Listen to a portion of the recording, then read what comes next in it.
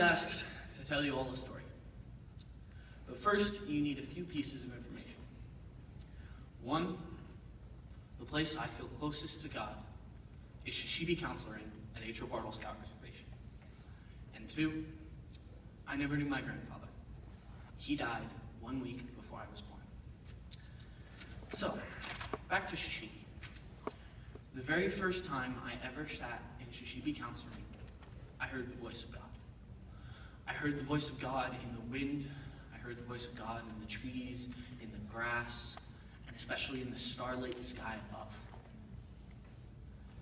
But the funny thing is, the voice of God came across to me as my grandpa speaking to me.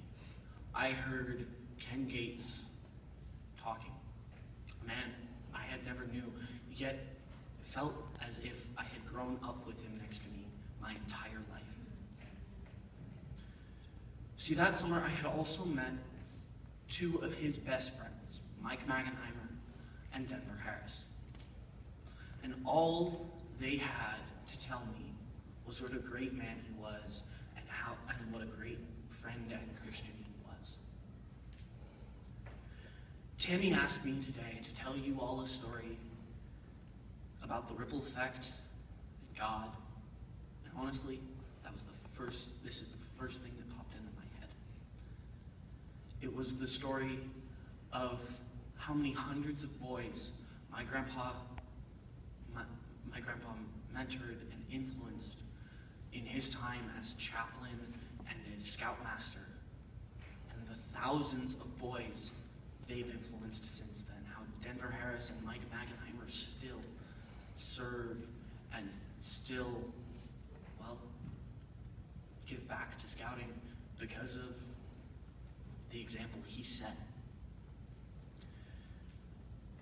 When I think of the ripple effect, that's my prime example.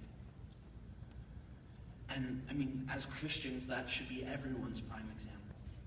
To spread God's love in everything that we do, to make sure that we're always a good example and a great influence on everyone around us. Who knows how many thousands of men have know of him through the ripples of his influence, were taught something that he originally taught. And as I think about it, I think of how many young men and women will be influenced by something I do or something I say. As Maximus Aurelius says in the movie Gladiator,